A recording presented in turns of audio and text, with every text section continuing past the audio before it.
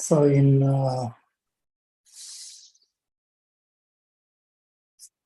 okay, we are live now.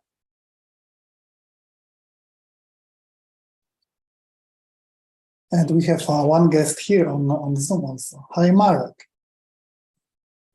Can you hear us? Hello, yes, I can. Okay, perfect. Okay, welcome everybody on this webinar on QWIK. We have a very special guest, Misko Hevery. Misko, the stage is yours. Oh, thanks for the kind words. So I figured we do some demos, right? Like people love demos. Yeah, should we start with that? All right, let's see if I can make this happen. Live stream, oops, share this one, and I'm gonna put us on this page right here and make the font bigger. How's the font? Is that good? Yeah. All right, so QWIK. I think the whole point of QWIK is to solve the problem of application startup, right? So just very quickly before I jump into demos, the issue with application startup is that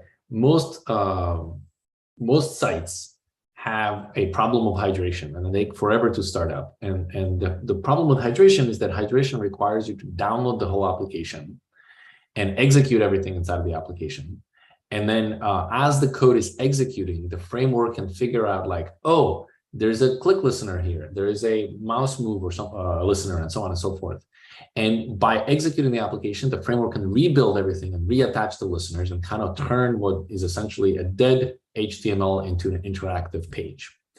But this download of all of the code and execution of all the code is kind of the problem. So QWIK is a resumable framework that basically says like, well, how about instead of downloading all this code ahead of time and then executing it in order to recover the listeners, how about we can just resume where this server left off? Because if you think about it, like the server had all of the information, right? Server knew where the listeners were, server knew the internal state of the component and so on. And then when it sent the HTML to the client during the SSR phase, it kind of skipped that information and so on. So when the client wakes up, the client is essentially clueless on where the listeners are. And so it has to do some work to recover the listeners. And this work is proportional to the complexity of the application. And so as the applications get bigger and bigger and bigger, this becomes bigger and bigger problem. And so instead, what we would like is a system that does not require that. And so the system is resumable. And a way to think about it is the way virtual machines work. Like when I first kind of saw a virtual machine, it was really eye-opening for me that I could boot up a virtual machine, and then I would, let's say I'm in a Mac OS, I would boot up a Linux, right? Linux would go through its boot up process and go to the login screen. I would type in my username and password, and I would open up an application, let's say a Word document, and I would type a letter, and at some point I could just save the virtual machine, and I would save everything to a disk, and I could take that file to a different physical machine and then reopen it. And when the file would reopen, I wouldn't go back through the boot up process, right? Or through the login process, or through the process of opening up the application, or the process of typing a letter. Instead, I was directly where I left off, and I could just continue. And so in my world, like to me, that's resumable kind of application. And that's what we want to do for the frameworks. Like our frameworks are not resumable. Our frameworks are what I call replayable. In other words, they have to do a lot of work to recover this information. And so instead, we would like to make them resumable, because the advantage is we can, the hydration is essentially the boot up equivalent of a web world. And we would like to skip the boot up process and just go directly into the interaction. Okay, so all of that basically comes down to the network. And so if I refresh the page here, I see a whole bunch of code that downloads here. And this code is actually Vite. And that's because this is a dev demo. And in dev, we use Vite to do hot module reloading. And so it's a little bit of code that that Vite sends over. So what I'm going to do is I'm going to filter out Vite so that we're not looking at it. And then I'm going to say I'm only interested in JavaScript itself, right? And so if I do that, you see there is no JavaScript downloaded, right? And that kind of makes sense because this is a static page. There's nothing to interact with. So let's go to Hello World.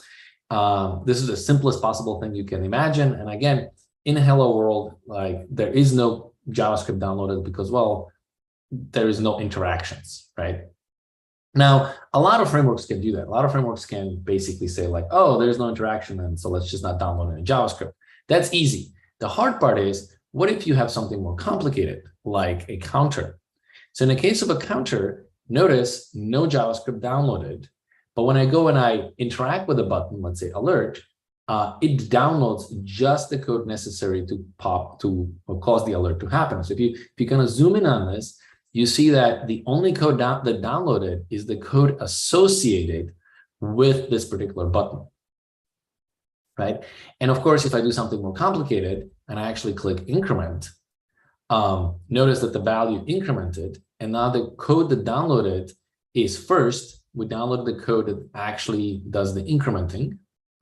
Then we have to download the framework to kind of figure out what was happening. And then the framework caused us to download the JSX.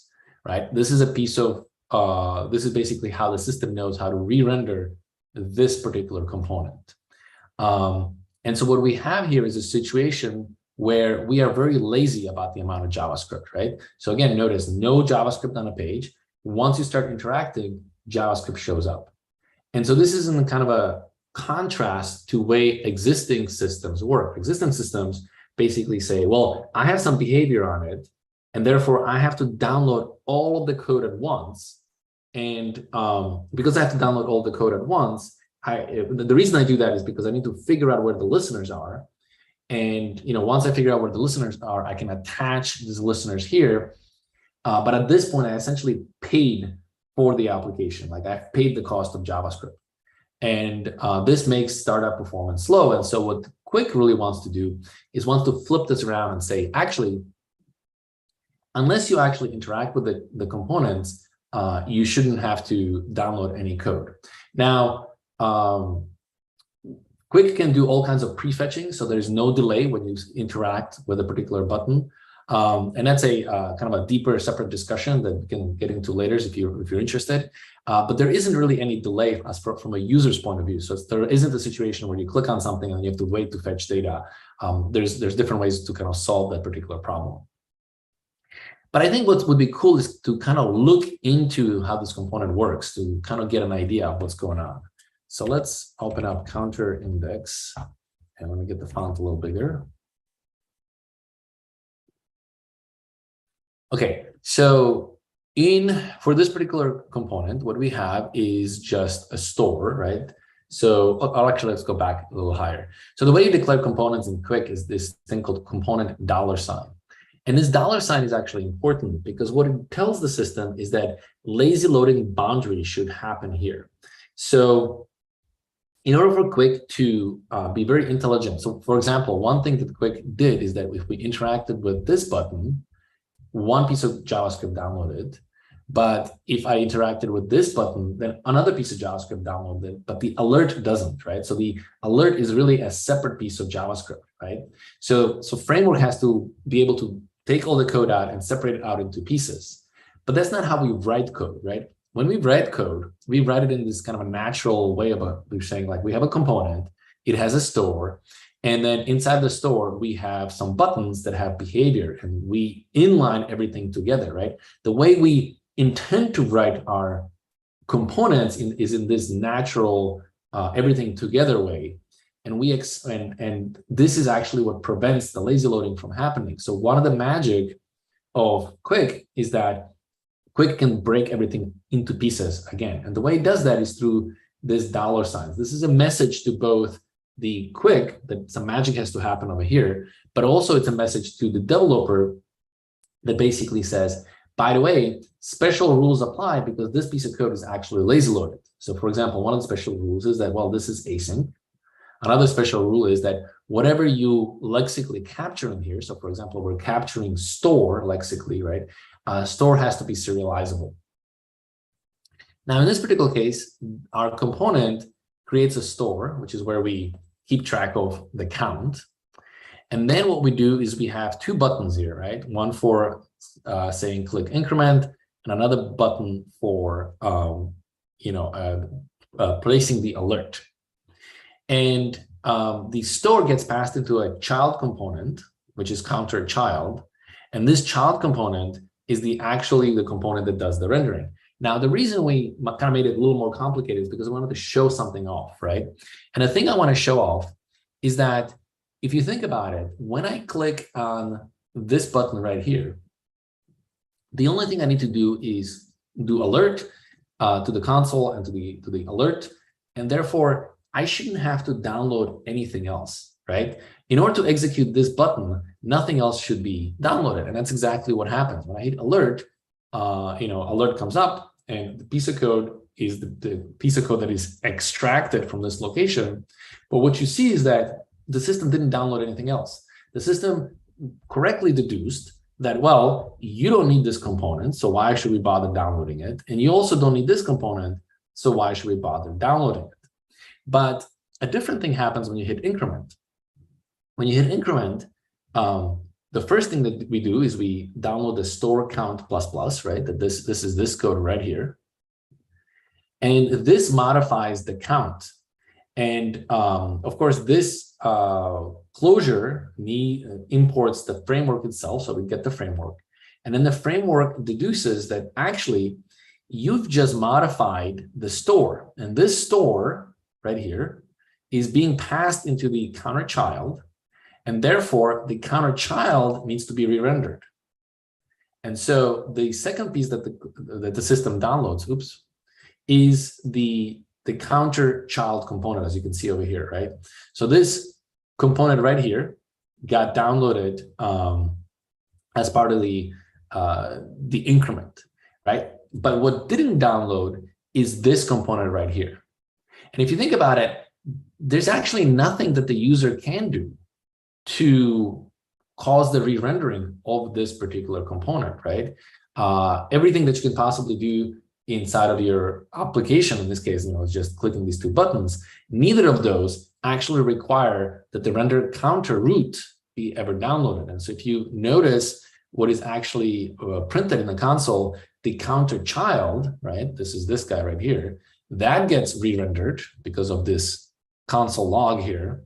We're seeing that every time I click, I'm re-rendering the child, but what's never downloaded or really executed is the parent component. So the thing I want to show off is that QWIK is extremely fine-grained, right? QWIK is the goal of QWIK is to basically say, what is the minimal amount of JavaScript that I need to send to the client to perform the operation that the user actually wanted to perform? And this is done through basically standard way of writing components. And there's dollar signs, which are part of the API. So it's not like you can forget to put the dollar sign here, right? If I do this, TypeScript basically complains saying like, hey, I don't know what component is. You have to import it this way. And so this API is automatically forcing you to place them, because again, you'll say like, hey, I don't know what this thing is. I need the dollar sign here. And it allows the QWIK to kind of break up the system into individual parts and then make sure that you don't download everything at once. So let me show you maybe a more complicated version of this. So here's a standard to-do example. And what I want you to pay attention to is what happens in a network tab, right? At first, no JavaScript. As I start interacting, JavaScript downloads. And notice every time I do a new interaction, more JavaScript downloads. So hitting an enter causes it more JavaScript to download. Deleting something, more JavaScript downloads. Checking something off, clearing, and so on and so forth. Like in all of these cases, right, more JavaScript is being downloaded. And the goal we're trying to go after is, we want to be able to build rich applications, like the way we're always used to building rich application, the same DX model that we're used to, which is like, we're just big components that talk to each other, etc. But we want the system somehow to figure out like, you know what, you don't need all of the JavaScript up front, right? Because that's expensive, that's slow. Instead, how can we have a system where JavaScript basically shows up on as needed basis. So the amount of JavaScript that is being downloaded and executed is always relatively little so that we don't overwhelm the browser, right? Because the reason why applications are slow to start up is because browsers get overwhelmed with way too much JavaScript that has to execute at the beginning. And so we're going for this particular thing. So now let's go back to our counter example again, and let's kind of look into under the hood of what is actually happening. So if we go and click on the alert button, we see that it's a button. And what we see is that the framework has serialized the fact that there's a click listener directly in the attribute, right? So in your component, we just have a paragraph and two buttons, right? So if you go back to our component, here's our paragraph, here's our two buttons, right, with the increment and alert text inside of it.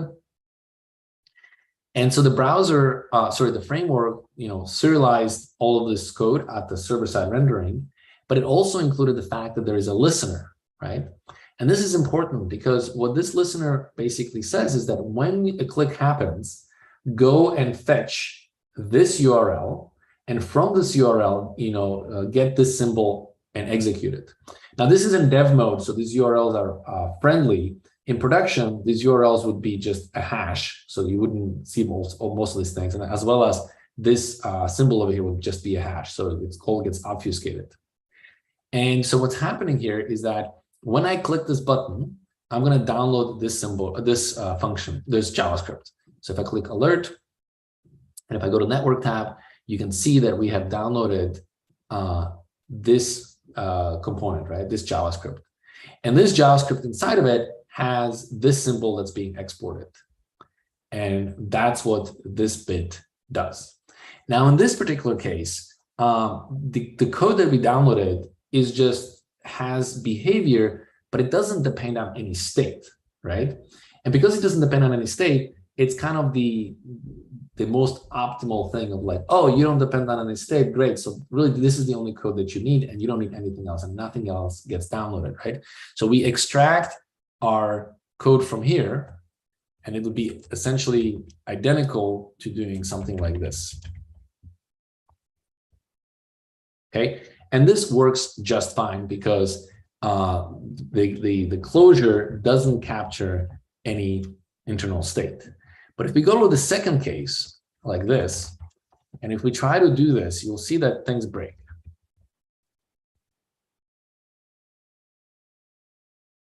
You can't do this because the store here is being lexically captured, right? So this onClick wants to get a hold of the store. And so doing this kind of an extraction is not something that really would work. So what actually happens when we click on the increment button is you see that the kind of code we downloaded is we contain the code that the user wrote, which is this piece over here, but we inserted a special thing we call use lexical scope that recovers the store. And this use lexical scope is actually imported from the framework. So this is what causes the framework to be imported.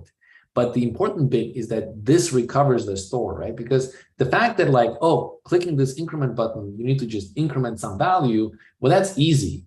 The hard part is figuring out like, well, what is the current value, right? Like in our example, we're starting count at 0, but we could be starting the count from 123.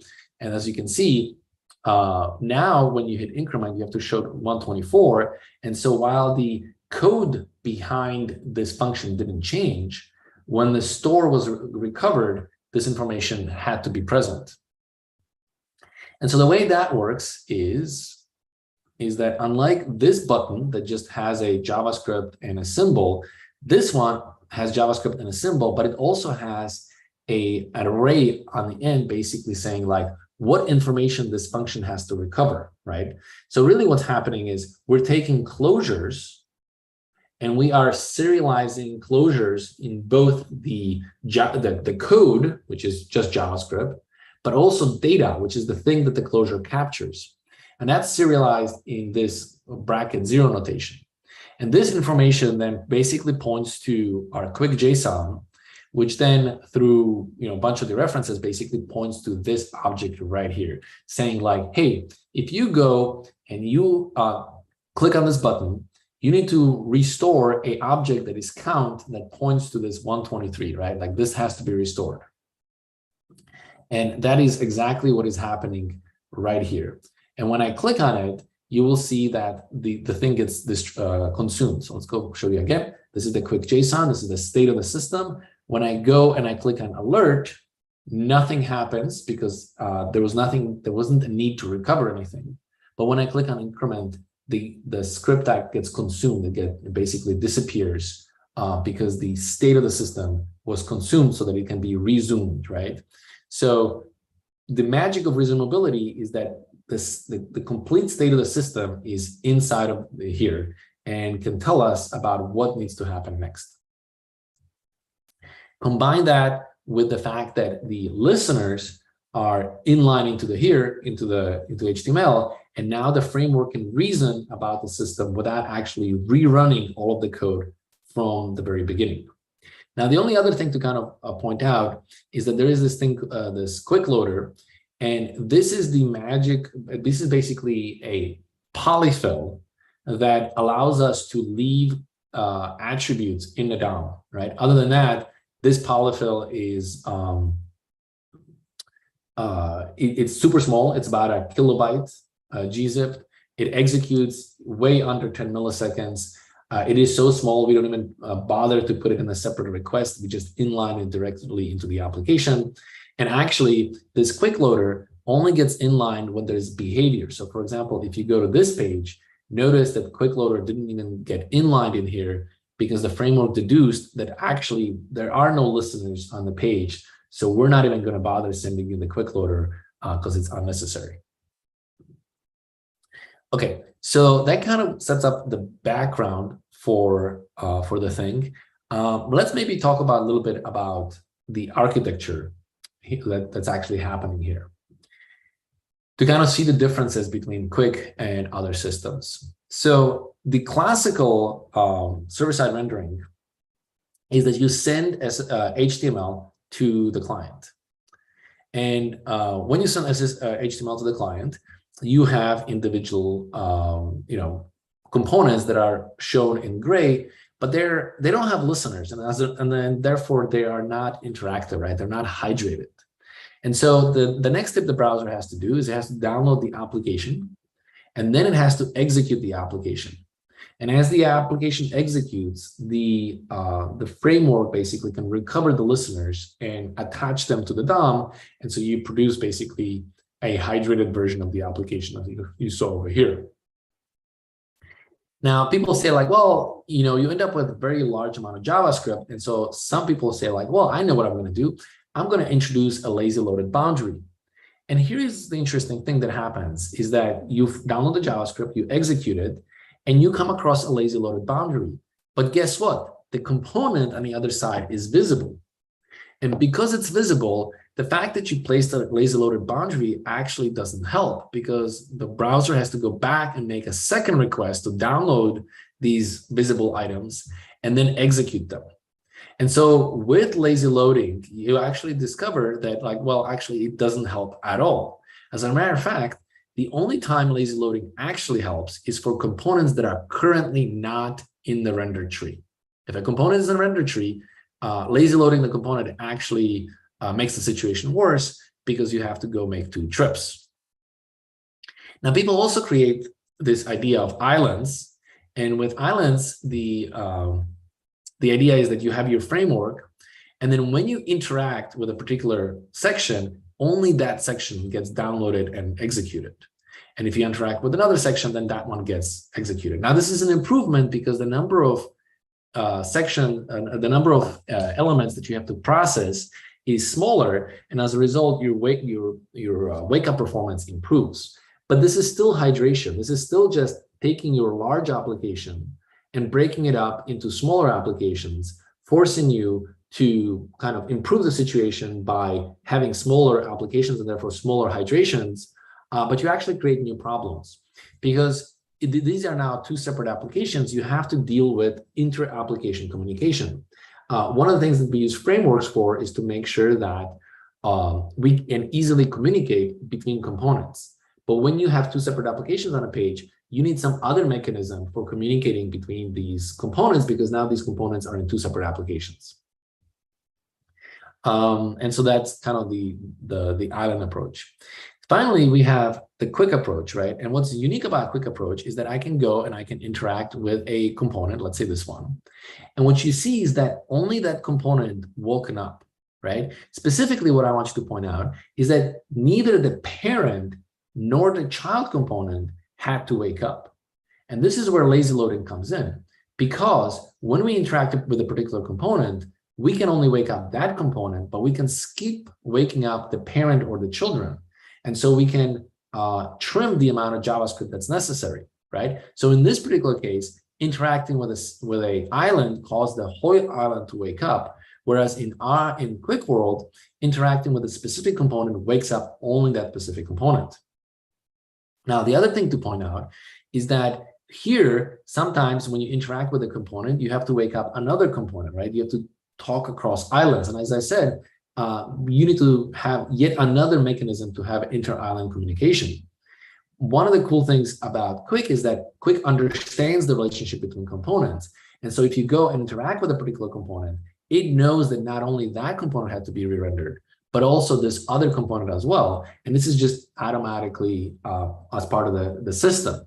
And so being able to connect things together and wake up only the absolutely necessary number of components is kind of where the magic of QWIK is, because we are delaying the amount of JavaScript that's necessary, right? We're only downloading JavaScript for this component and for this component. And oh, by the way, we can also separate the difference between a component rendering code and a component interaction code, right? And we can only download just the necessary bit. So if we're rendering a component, then we're only downloading the component rendering code. If we're interacting with a component, then only that code for that specific interaction has to be downloaded. Okay, so I want to now show you one of my favorite demos. I don't know, should we pause, see if there's questions before we continue, or should I just keep going? I'm going to take silence, let's keep going.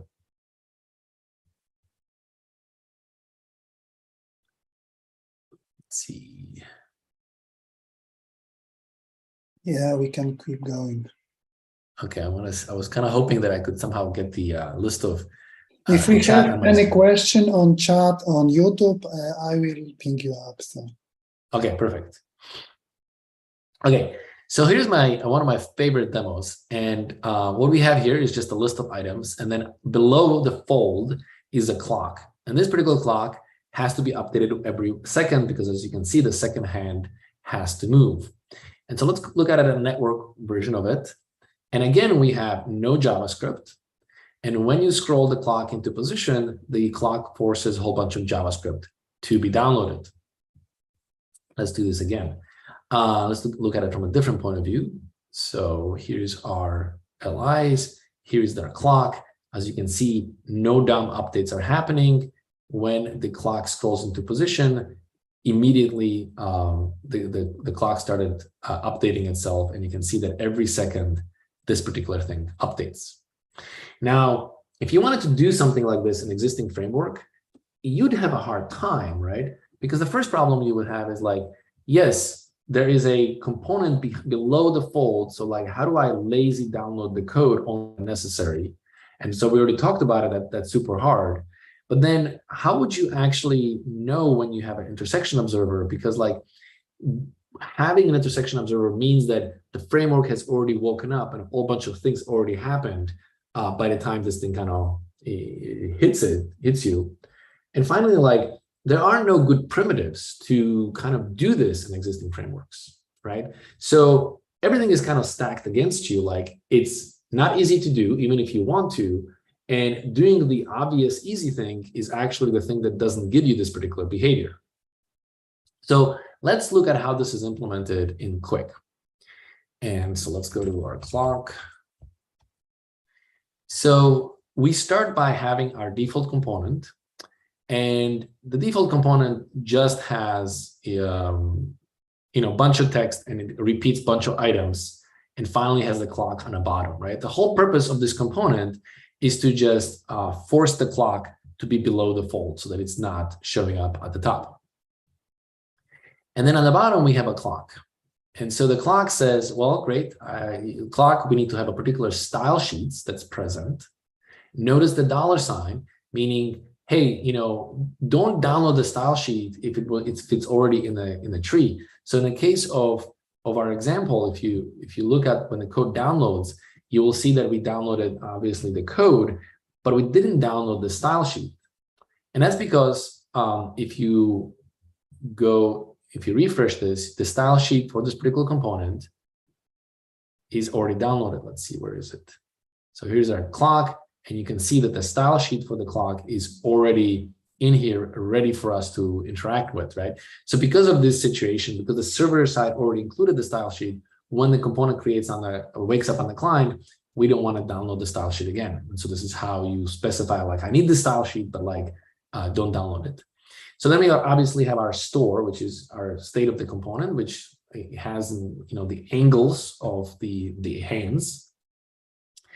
And we have something called effect, which basically wakes up and updates the hour, minute, and second every one second. We basically wake up and we compute the angles for these hands. And finally, we have JSX, which is just actually renders the components inside of the UI, using the JSX, right? Now, the question is, when exactly should the use client effect execute?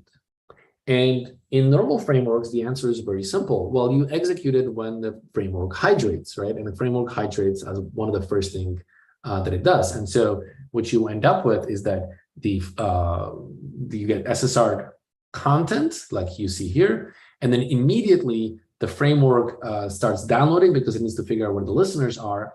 And one of the things that you download is the code for the clock.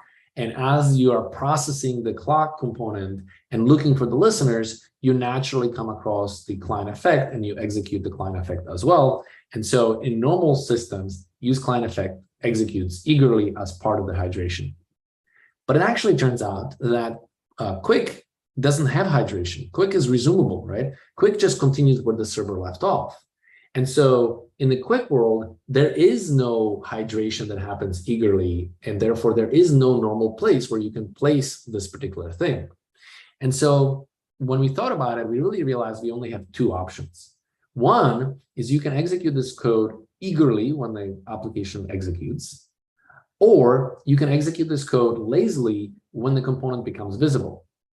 And so that's what we chose. This client effect gets executed when the component becomes visible. This is what this thing means here. So let me just refresh this. And one of the things I'm going to do is I'm going to mess with this a little bit. So this clock says when it becomes visible, so this QWIK loader creates a synthetic event, right? Custom event that says you're visible, and it kind of fires the event over. And because of that, it kind of wakes up the component. And I'm going to just change this to say QWIK. And because the HTML is kind of the source of the truth, when we navigate now into the clock, into the view, nothing has happened, right? Because it's no longer a visible event. We now changed it to the click event.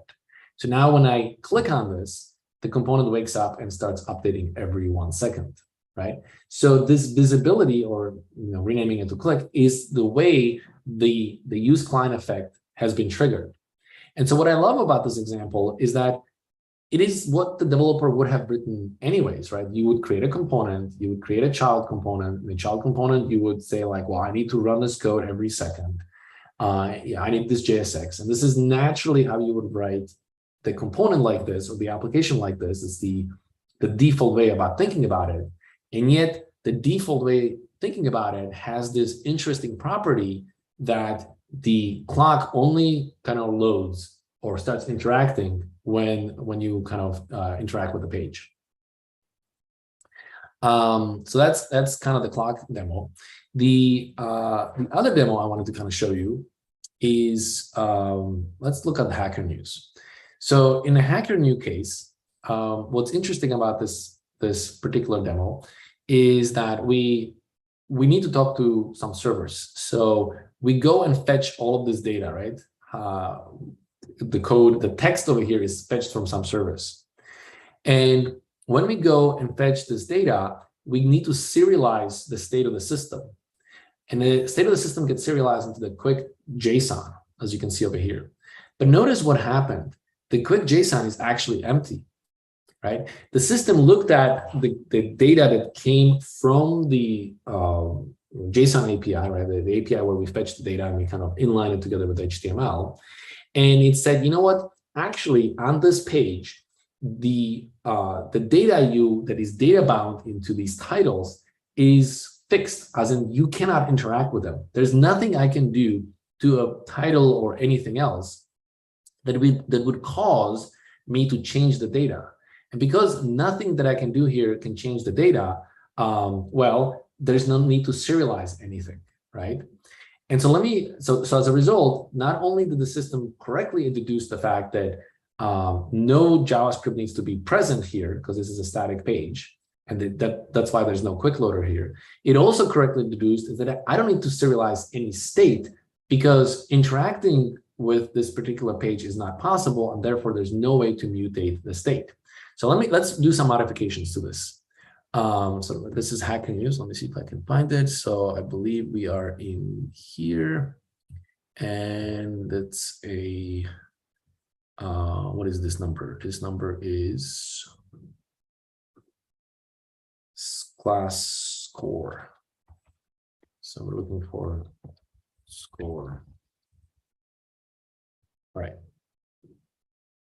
So in here, let's say we create a click listener. So we say on click, and let's listen for the click, and let's do something simple and just say console.log click, right? And when we change this, notice what happened to the output. The system now correctly deduced that actually you could interact with it, and because you can interact with it, the quick loader got automatically included, right? And if I click on it, you can see that the click loader does this, but the system also correctly deduced that yeah, even though you have a click loader, there's actually no modification that can happen to the count over here, and therefore, you know, I don't need to serialize any state. So let's modify this further, and let's say, okay, I have our props, and I can do props story score plus plus. Why is this not happy? Because the story points, sorry. Let's mutate it. And what is this? Oh, it's a number. Okay.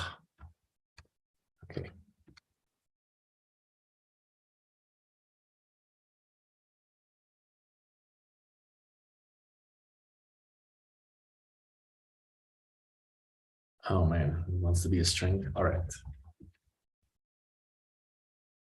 Okay. So now when we refresh this page, one of the things we should see is that the system said, aha, but now I actually have to serialize the JSON, right? The JSON serialized is actually much, much bigger because, well, the system correctly deduced that well, you could be clicking here. And because you could be clicking here, this story can change. And so clicking here should increment the story. Of course, it doesn't because I didn't create the correct store. So let's see. Where do we go for that? So the story preview is, here's the story, and the story comes from here, which comes from stories, which comes from Rue's resource. Oh, it's a resource. Okay. All right. I should have prepared the demo better. The reason why it's not updating is because the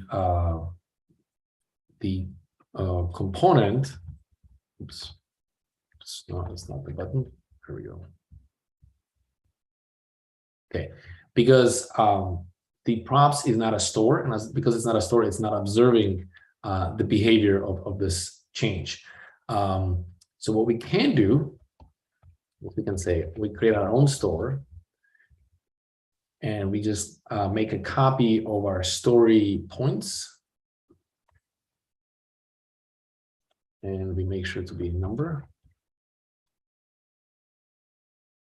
So a copy of that, and now we can say, instead of this, we can just say, sorry, that would be points. We can say store points, and then we take this value and we increment it over here. Okay, now it should increment when we click on it. No? All right, so much for live demos. What am I missing here? Story points, this points is store, yeah.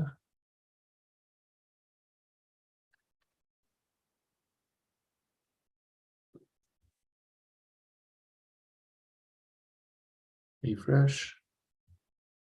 There we go. So now it's updating. Okay, now what's interesting is that before, if you paid attention, we had to serialize this data that we serialized contained the whole system. But now the system is only serializing the points because it's correctly deducing like, oh, you're getting the points here, you're saving it in the store, and this store could be modified. So really, I only have to save the store. I don't have to save the original complicated object that existed before. And only these stores get serialized. And so in this particular way, the component, the framework can be very selective about what actually gets sent to the client.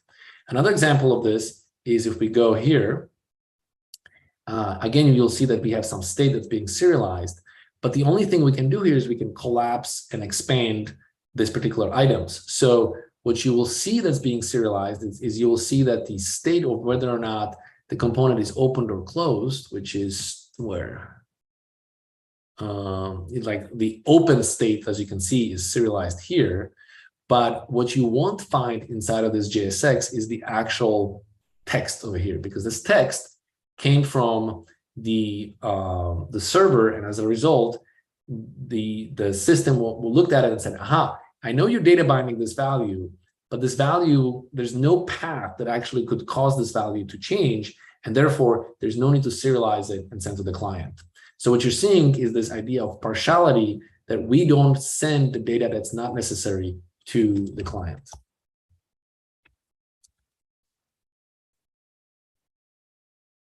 Okay.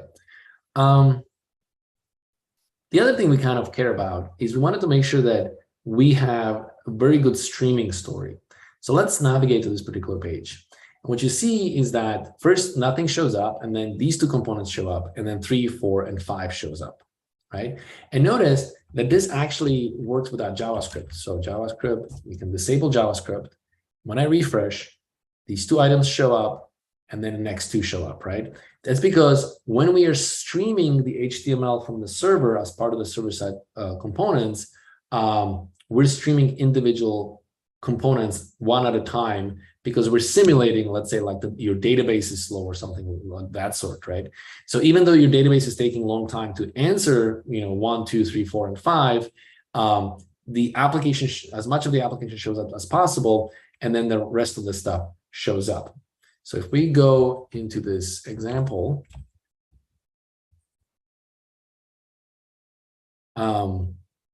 what we have here is we intentionally basically created our components, and we apply delays to these particular components. And so we're saying 1 second, 2 second delay, 3, 4, and 5, right? This is the reason why they show up one after the other. Now, the interesting bit is that it's not that we wait 1 second and then process the next one. Actually, all of these things start processing in parallel. That's why the last one only takes 5 seconds, not 5 seconds plus 4 plus 3 plus 2 plus 1. They all parallel. But internally, the components, have a delay before they can actually render themselves, right? And the nice thing is we have these pseudo kind of directives that basically say, yes, but make sure that these two components actually show up together, right? So this is the reason why the first and second show up together, and then we have 3, 4, and 5 that shows up. But we can also say, like, hey, what if this one only takes 1 second? So now this component finishes before this component. So the system is obviously smart enough to be 1, 2, 3, 4, and 5 come together, because 5 was ready as soon as 4 was ready. And so this is normal streaming that exists in a system one of the things that we would like to do next is something we call out of order streaming, where we could send, if you have the situation where the component 1 becomes ready, it would be nice to be able to send component 1 here. Obviously, we need a little bit of JavaScript for that, and then have 2, 3, and 4 show up afterwards. And so that's something we're working on next. But the reason why this is important is because if you want to have a high performance website, then it's not just about server-side rendering it, but about being very intelligent about starting to stream data as soon as you have it, right? So you hit a URL, and in parallel, you want to start talking to the database. And as you're talking to the database, in parallel, you want to start sending as much HTML to the client as possible. So when the database finally returns and comes with a response, you can start inlining the response into the UI, right? And the whole thing is designed in a way where you don't really have to think much about the individual parts. It's just naturally how the system works. Okay, let's also talk about a little bit about styling. So when you have components have styling. And when you stream the components from the server, and when you wake up the components in the client, you have to decide whether or not you have to download a style. So in this particular case, we have a sibling, and a sibling has this style that had to be downloaded. This makes the particular sibling green, right? And so if we go to the network tab, and I'm going to do all of, I think it's still could be JavaScript. If I click add sibling, obviously I have to download the code that has the behavior associated with it, and I have to download the framework itself. Oh, why is this not actually updating the UI? Okay, there's a bug in here. Oh, I see. I know what the issue is. Sibling style. Why do we have to index? There we go. The issue is that this store needs to be deep. We change this API. Okay. So now there we go. So now we're adding siblings. Adding a sibling requires us to download a piece of code that pushes a new sibling into the list. It needs to download the framework, and it needs to download the JavaScript, the JSX that updates the number of items, right, for the siblings, because we added a new sibling. And of course, we have to download the sibling itself because I'm re-rendering it. But what we didn't download is the style information, right? Because the system, when it woke up, realized that actually the style is already present. It's already here. And so when you add a sibling, there is no need to add it. However, if you go and toggle a different kind of component, in this particular case, not only did we have to toggle that the particular child is open, download the framework and the JSX associated with it, but at some point we have to download the styling, right? And so in this particular case, we're actually downloading the style. So this style now gets downloaded because in this case, right, we didn't have a component and now we have a component, and therefore styling has to be present. And so you want this because you need to make sure that you can stream the data, and you need to understand that the components can show up later and they can show up with additional styling. So let me show you one more interesting bit. So right now, the style, as you can see, is inlined in here because as the components get rendered, components declare their styles, and as the styles get declared, they get streamed inline into the output, right? So the system basically didn't know about the style until the component gets rendered, and therefore the styling is right in front of it. But that creates a problem because if you would delete a sibling, you would now also delete its style. And so you don't know, maybe there is style somewhere else. So it turns out that on first interaction, these styles actually have to get moved into the head. So notice what happens when I interact with it. All of these styles got moved into the head, right? So the framework basically understands that, hey, ideally the styles should be in the head. They're not in the head because we're doing streaming, But when you wake up, you have to move them to the head so that in case somebody removes a sibling or something like that, we don't accidentally remove the style and cause a flash of unstyled content for our users. And this kind of information really has to be part of the framework, because if it's not part of the framework, then it makes streaming difficult, it makes styling difficult. A lot of things just become a lot more difficult unless the framework really understands that you need to do this kind of tricks. We also have QWIK React. This is currently broken, but this button right here is actually a React button. And so the way this works is React index, that's reactivity, is we can create a button which we import from we have basically a QWIKify. And so we can take a React button, right, out of a React's material UI, and we can wrap it in QWIK, and we turn it into our own QWIK button, which you can then go ahead and use in your application. Not sure why this particular demo is broken right now, so I'm not going to really demo it. But the idea is that you can actually use components from other frameworks inside of QWIK. Now, you obviously won't get the fancy lazy loading and all kinds of stuff here, and it's really going to act like an island that's lazy hydrated, but you do get the benefit that you get to reuse existing stuff.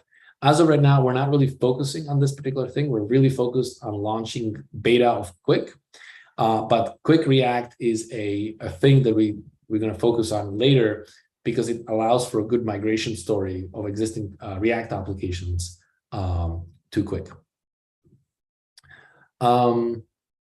Okay, before I stop, I want to kind of show you one more bit, which is that actually, let me show you two more demos. First of all, I want to show you in this particular case, this page has all of the components on the same page. And I just want to, again, point out that no JavaScript is present. And then as you interact with the page, as you see a clock, JavaScript shows up for the clock. As you interact with your component, more JavaScript shows up. As you click buttons here, more JavaScript shows up, right? And so the way you would work this in the actual applications is that you just build components the way you always build components, right? And it is QWIK's job to kind of figure out how to break up the code into pieces and make sure that all of the code doesn't get eagerly downloaded all at once and doesn't overwhelm the browser. But as a developer, this isn't something you should be thinking about, right? This is just something that naturally happens because that's how the framework works. Okay, so the last demo I want to show you is a to-do app.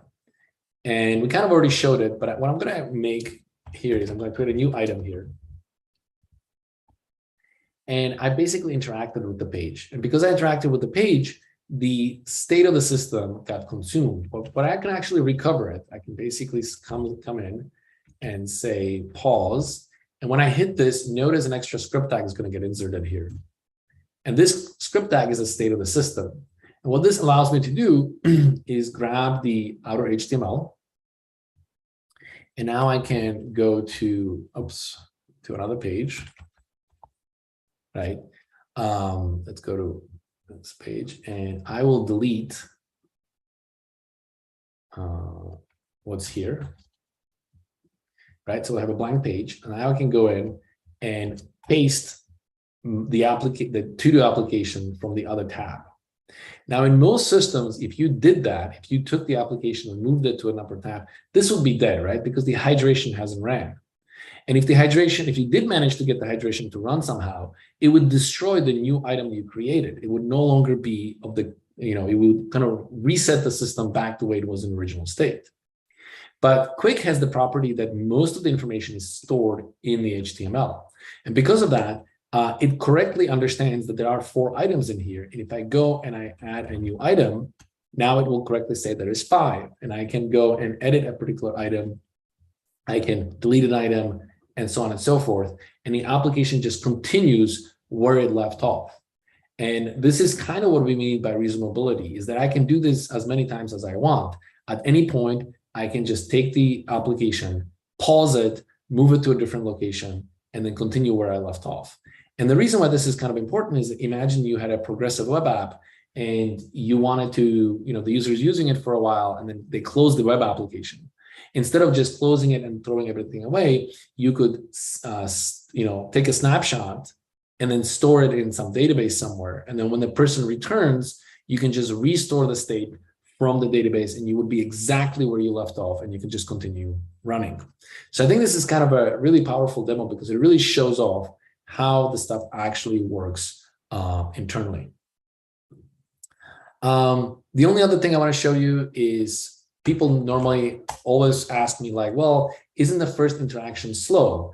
And the answer is no. And the reason for that is if you navigate to a page, and let's go get the menu over here, notice that we're looking at JavaScript. Because it's production, we can exclude Vite and you won't see any JavaScript, right? So no JavaScript to make this page work.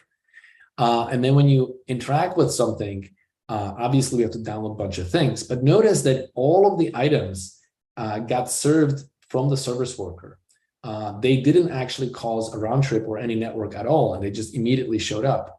And that's because we have a service worker that automatically prefetches all of this information inside of the system. So the way it actually works is that when you navigate to a page, a service worker is given a full graph of all of the chunks that exist on the page and the relationship between chunks.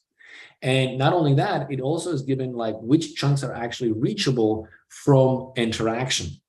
And so if something is not reachable from interaction, then that code doesn't download, right? So the amount of code that's downloaded is already pruned significantly, but we can start prefetching all of the code ahead of time so that when you are ready to go and interact, all the code is already ready. Now, this may seem like the same thing as hydration, but the big difference is, one, the amount of code downloaded is already much, much smaller. And two, none of the code actually eagerly executes, right? The hard part about hydration is not just downloading it, but also executing all the code. In the case of QWIK, none of the code executes until the user actually interacts, and the service worker makes sure that all of the code is available eagerly and the interaction is absolutely instant. Okay, so with this, I think I've covered all the main points, and I think we can open it up to questions. Okay. So we wait for some questions. Now we don't have. Yes, I feel like I've spoken for a very, very long time. Oh, here we go. This is how I get a chat. Okay. Yeah.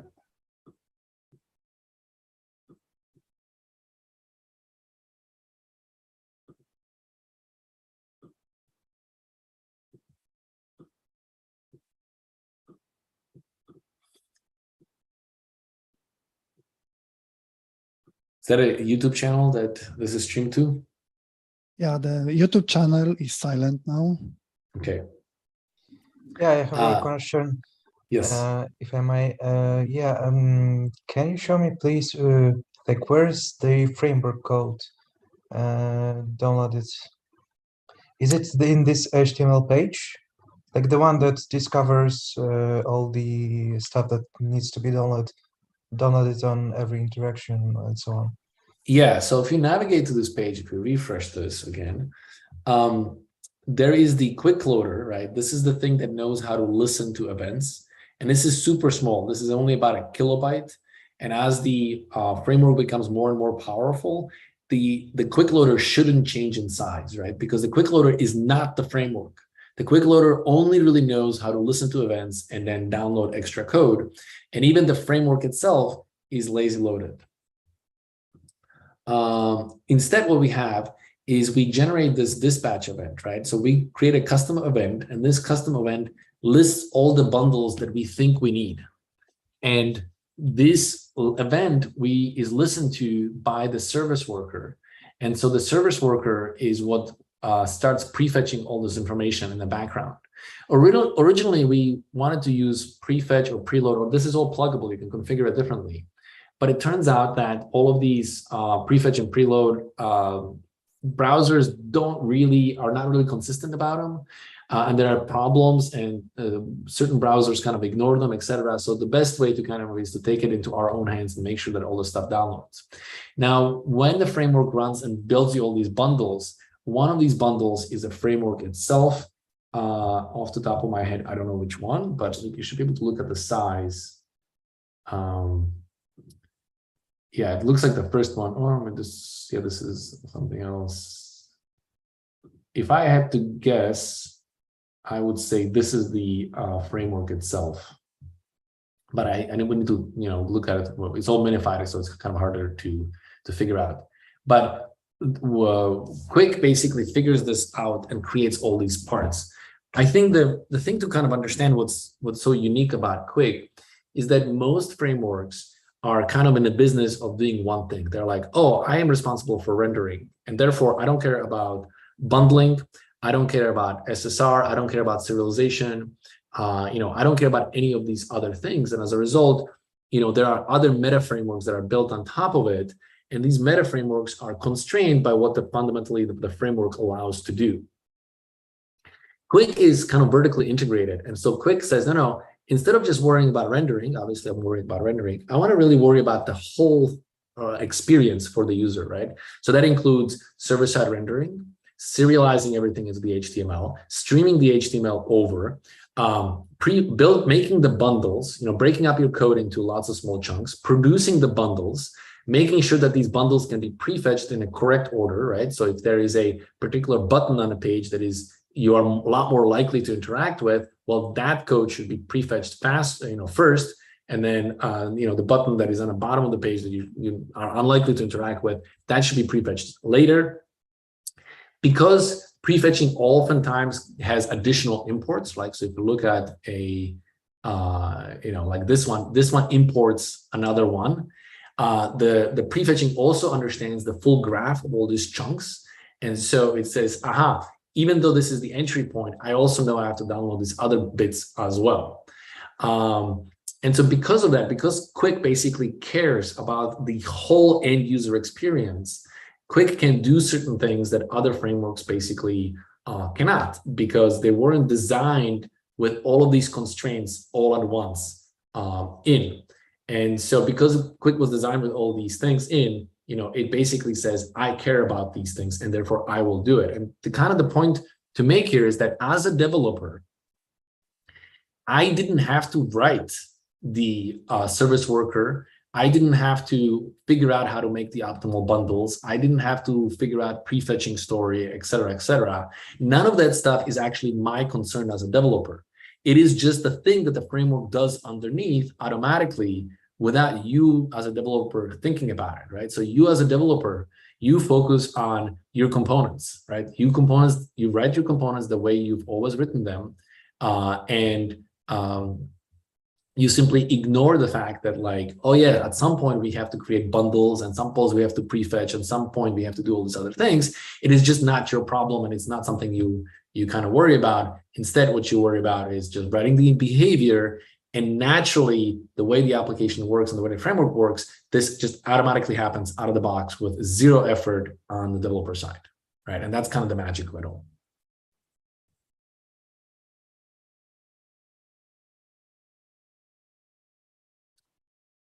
Other questions? Do we have other questions? If not, I can show you a little bit about our tutorial, about our website. So I may have another question. Yeah. I just saw that you just showed that you use Service Worker to prefetch all the data. So is it possible to add your custom logic to the Service Worker, or is it just generated by the framework? Yes, it's generated by the framework, but the Service Worker is written in such a way that it only grabs data from a particular section, for a particular sub-URL. And so you could have your own service worker independently of ours, and the two will not fight. So they can collaborate together. So you can compose other service workers on top of ours. So we don't like take over the world for you. Which I think is important, right? Like, I think the thing that we're going for is that we want to have a completely vertically integrated experience, but in such a way that it's extensible so that others can come in and like put other things on top of it. I'm going to actually, this reminded me of something else, and I think I want to talk about it quickly. But if you have other questions, feel free to ask. One of the things that we have this idea of containers. And a container is kind of like a sub portion of an application. As if you can see in this particular homepage, there are two containers. There's the container that contains the menu system up here. But there's also a second container, which is right here down here, which contains the kind of the marketing page. And this marketing page is actually, let me see if I can find it.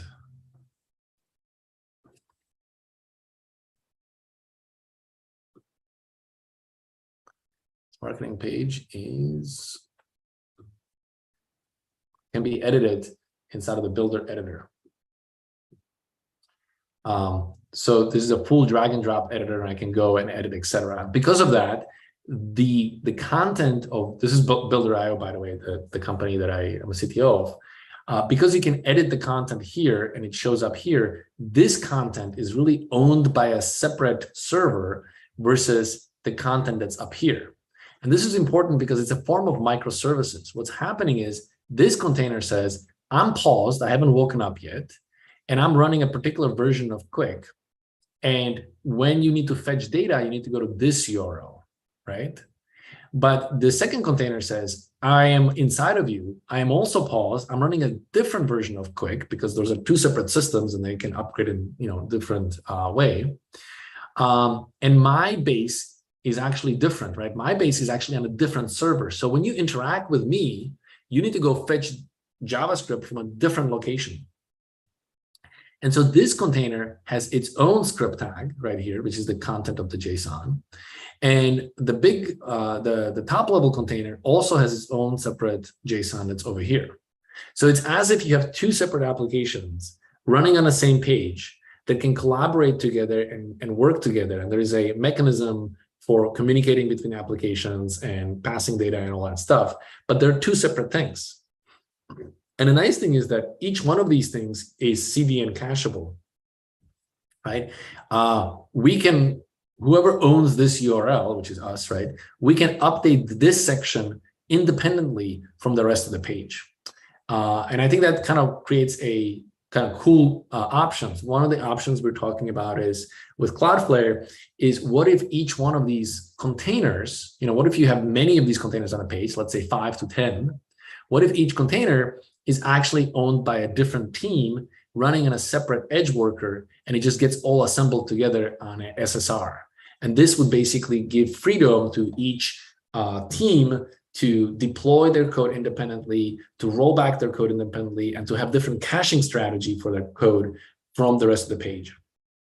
And so not only do we try to kind of make the basic case happy, we are really focusing on the server side rendered and specifically the personalization use case. We want to be able to say like, look, you can use QWIK to build Amazon level website without Amazon level investment in this particular thing. Right? The way Amazon gets their pages super, super fast is that on a server, they use some backend rendering technology that essentially just concatenates strings. I'm not sure which technology they actually use, but at the end of the day, they just concatenate strings, and that's why it is fast. If they wanted to, for example, use React or Angular, well, they couldn't run the server fast enough because the concatenation of string is a lot more complicated in React, because React has to build up execute all this application code. It has to build up the VDOM and then apply it and so on and so forth. And this is true not just for React. I'm not picking a React. This is true for Angular, Svelte, Vue, et cetera, et cetera, et cetera. Turns out none of these services are fast enough to be able to do server-side rendering in real time. But there's a second problem, right? Once the SSR content shows up to the user, all of these systems have basically a hydration cost, right? You have to wake up the application, and would be a delay that might be several seconds on a mobile device before you can interact with the page. And so Amazon would love to use modern frameworks, but they can't, because if they did, they would severely degrade the performance of their website, right? And so Amazon basically builds their website the good old-fashioned way of having a server-side string concatenation on the server, and then the behavior is really just as a jQuery or maybe an island of React or something like that. It is not the classical, do everything in a single framework, wake everything up eagerly at the beginning, because that just doesn't work from the point of view of performance. But with QWIK, we want you to be able to do exactly that. We want you to be able to build your app using components the way you're used to. QWIK basically figures out which are static components, which are not. If you do a little extra work, we can break your application up into these containers and then farm out the containers into separate edge workers. And then each edge worker can have a separate caching strategy. So you can, for example, we can come to the main page, which is personalized.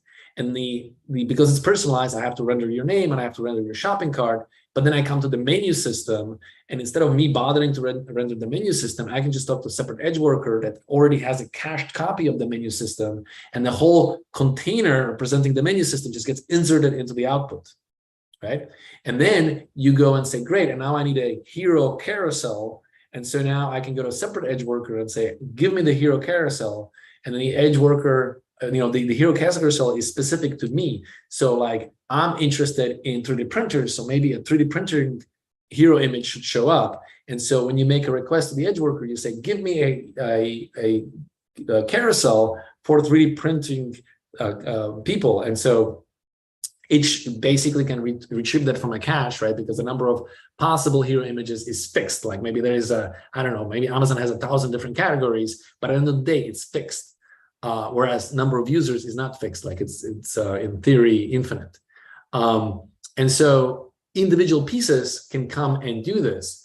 And what I haven't showed you, and I also showed you, is streaming, how we can stream all of the parts together so that data shows up as quick as possible. But what I haven't showed you is the idea of out of order streaming, which is the next feature that we want to implement, so that you could just talk to the edge workers in all independent fashion. And whenever these edge workers show up, that's when you update the UI in the browser. And so you would have a situation where you could navigate to a page like Amazon.com.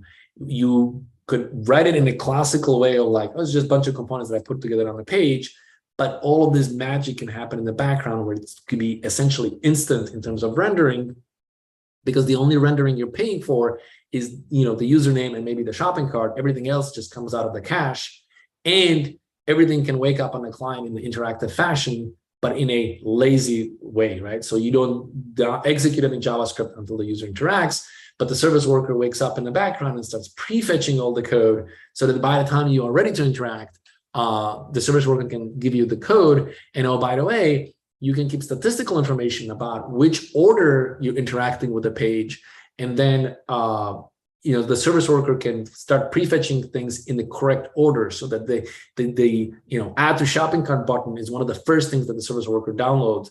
And then maybe the logout button is one of the last things the service worker downloads, because it understands that, like, what are you more likely to interact with that than the other thing?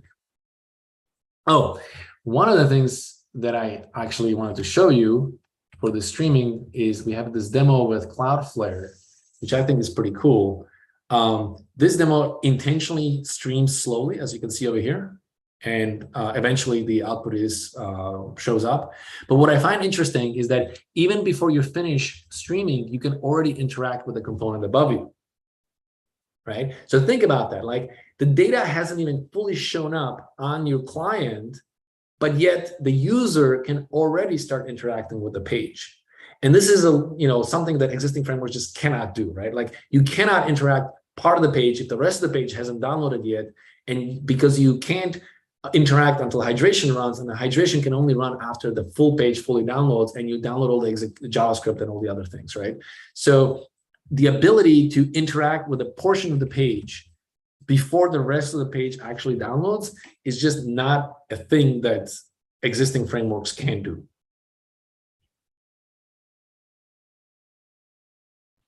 Hopefully you're finding this exciting, because like, to me, this is like just next level stuff that like most people just cannot even do.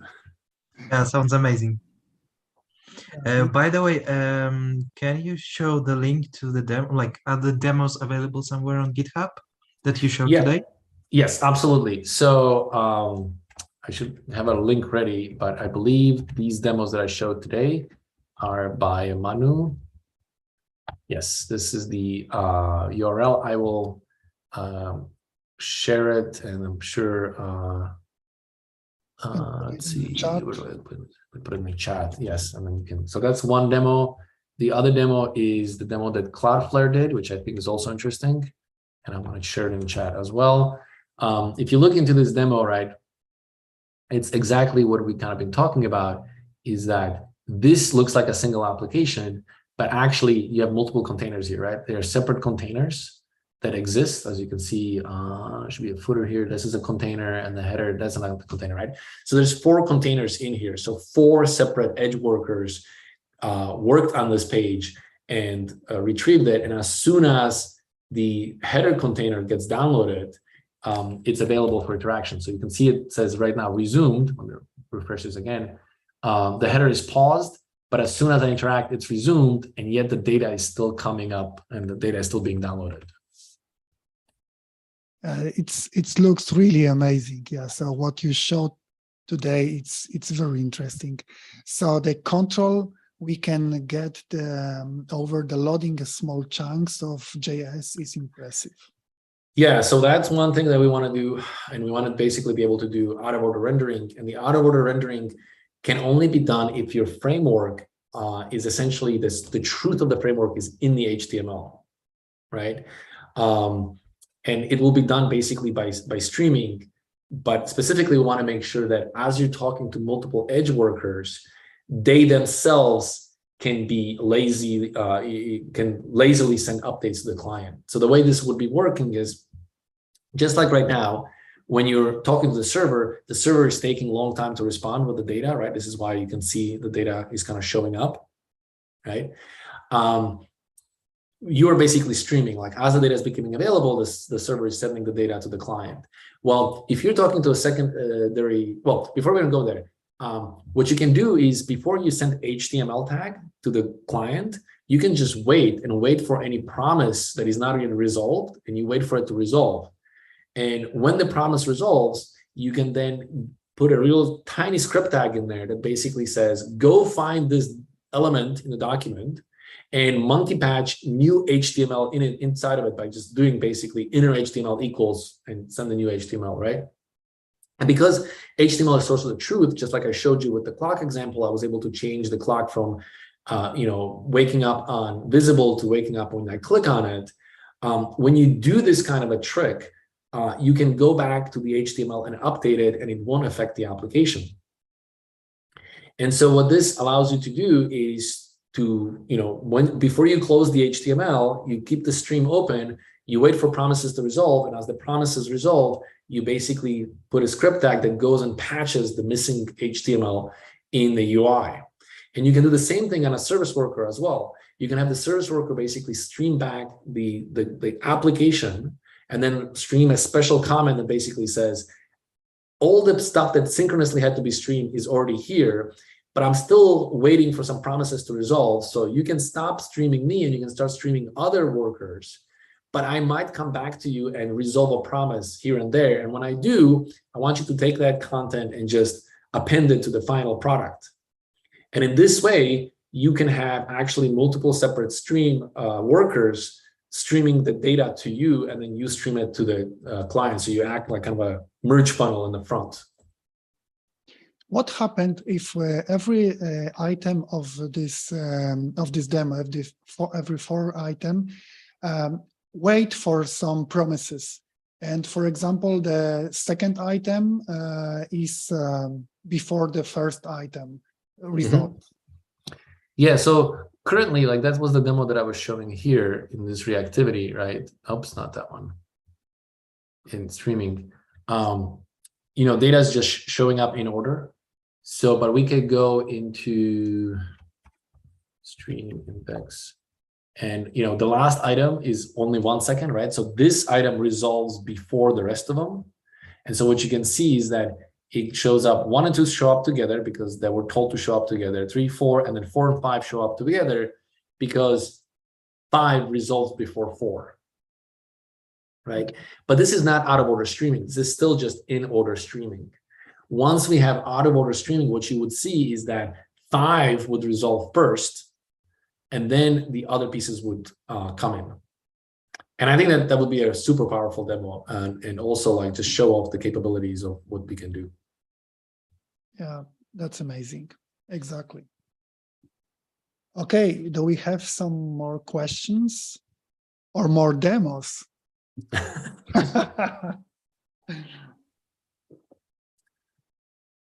I'm really excited about this one, but I think this is a super advanced demo that kind of shows all the pieces coming together. Yeah. We're, people I think are familiar with micro frontends, and actually tomorrow I'm gonna be in a webinar. I can share a link, and we're gonna be actually talking with Cloudflare specifically about this more in depth, and the need for this, right? Like, this seems like an overkill for simple stuff, but once you become like enterprise level e-commerce website and you want to do, performance equivalent to like Amazon, these tricks basically become a must. And the problem is that these kinds of tricks are essentially next to impossible to do with existing technologies because they're just not designed with this in mind. And so, and I think the only reason why QWIK can do all of these tricks is because, again, as I said, it's vertically integrated, right? The reason why, in my opinion, why Apple, Tesla, SpaceX like produce such ridiculously cool products and do it in so fast is because they fully own the whole thing end to end, right? And so in Apple, if a software person says like, I want to do something super cool, but I need some help from the hardware people, they can just walk down the hall and be like, yo, I need this feature in the hardware. Could you make it happen? Or vice versa. If the hardware person be like, this would be awesome, but I need special software to take care of it, they can just talk to each other, right? But if you are not vertically integrated, like, how much harder does this become? Like, you can't just, like in our case, our framework understands bundling system, right? And it is on top of Rollup, so it's pluggable and on top of Beat. But how much harder would this be if we basically said like, oh, we don't care about bundling. But then a customer would be like, well, yeah, but I need to make sure that the bundle understands the runtime and like, how do I get them to talk to each other? And we're like, well, it's not our problem. Like, you see how like this ends up in like the suboptimal solution. And because we own the whole thing end to end, we can be like, oh, this streaming would be cool, or this prefetching is cool, but it will only work if I know ahead of time what the bundles are.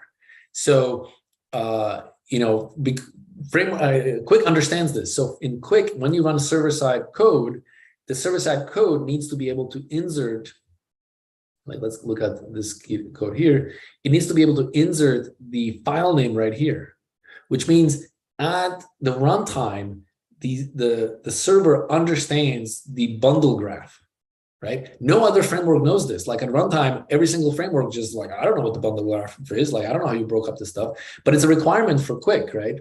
And so QWIK actually understands this. And because it understands this, it can then pass this on to the service worker and say, you need to prefetch this stuff.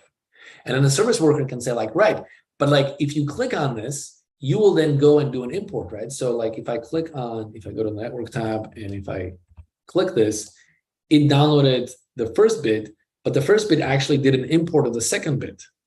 And so the service worker understands the graph of things and says, I know that actually when you interact with this thing, you're going to cause a cascade download. And so I will go ahead and start pre-rendering this, prefetching the second bit, even though there is no direct connection to it, but I know you will need it, right? And these kinds of things can only happen if you fully integrate the whole pipeline and you basically say, this whole thing is my problem, right? And the existing frameworks don't say that, right? Existing framework says like, no, rendering is my problem.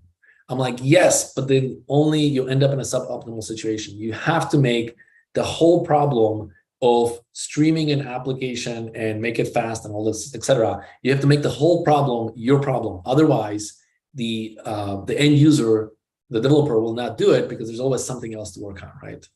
And even if they could do it, they might not have the tools or the necessary communication channels or what have you. So the question is, what a programmer should watch out for when creating a new application in QWIK? Yeah, so For the most part, creating applications in QWIK is pretty much identical. So let's go to our counter example again. Okay, so here's our counter example. And for the most part, it is identical to creating components in any other framework, right? You say I have a component has props, I have a JSX that returns it. The syntax might be different for Angular versus JSX versus another thing. But like fundamentally, like you're creating components, you're creating stores, you're data binding the stuff into it, you're creating listeners, and that's it, right? So from that point of view, it is very natural. Like as an industry, we already decided that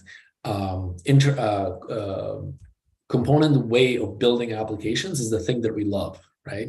So from that point of view, it's identical. What's different is that you have these $signs, right? And these $signs are a hint both to the framework, but also to the developer, right? Saying like, look, magic happens here. And for the most part, you don't have to worry about it, but there are certain cases where you like have to understand that magic happens here. And specifically, when you have a QWIK, right? This is a closure, and this closure closes over the store, right? So what we talk about in QWIK is that when you see a $sign, you're crossing over a serialization boundary, right? So what is in here is you have to make sure that that everything that you are referring to, that you closed over, is referenceable. And so a store is referenceable because we know how to serialize store. But if you do something different, so let's say we do const amount equals 2, and then we say equals store.count plus amount, right? Let's go to this demo now. Okay, counter. Okay, so now we increment by 2, right?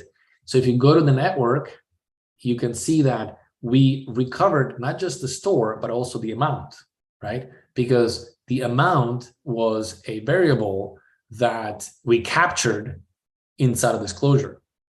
And so this variable has to be something that we understand, right? So the amount makes sense, but what if I made a amount a thing that returns a number, something like this, right? And so now I can just do amount like this.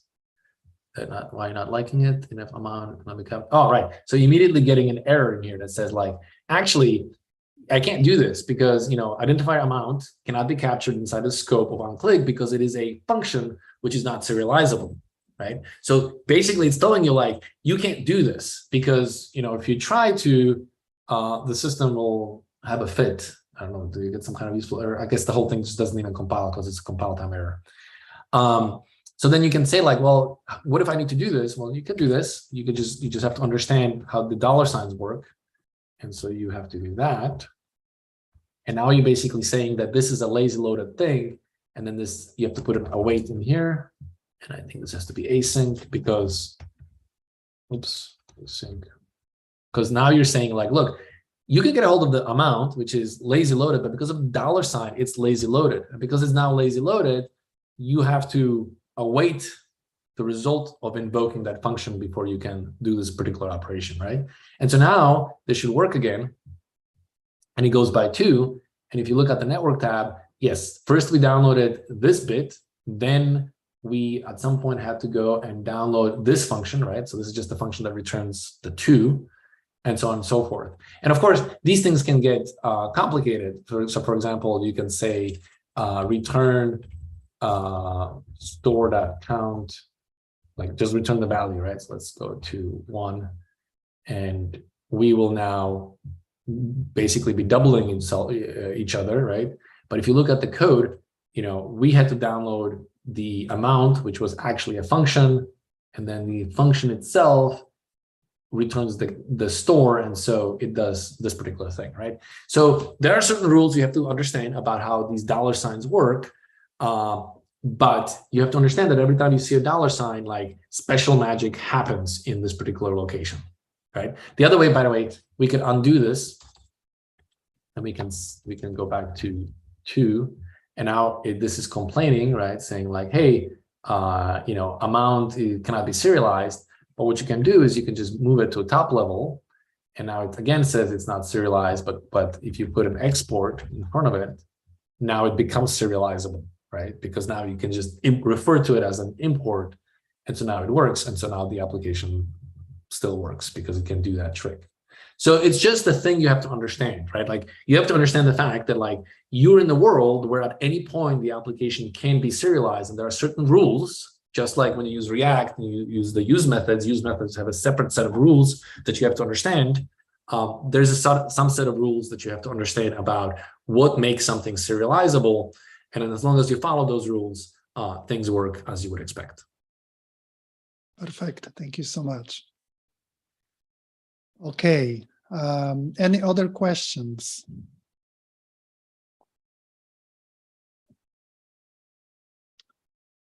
No. Any questions in the chat? So I invite everybody to JS Poland, by the way, conference where you will be able to talk to Misko in person and to get to know QWIK even more. I am so looking forward to that conference. It's going to be so much fun. Yeah. Okay. So, Misko, thank you so much for today. Great set of demos. And yeah, so thanks for having me. Like this is so much fun to share, what you're working on. Yeah, a lot of great knowledge. Thank you so much. And yeah, see you soon. Thank you. Bye-bye. Thank you. Bye.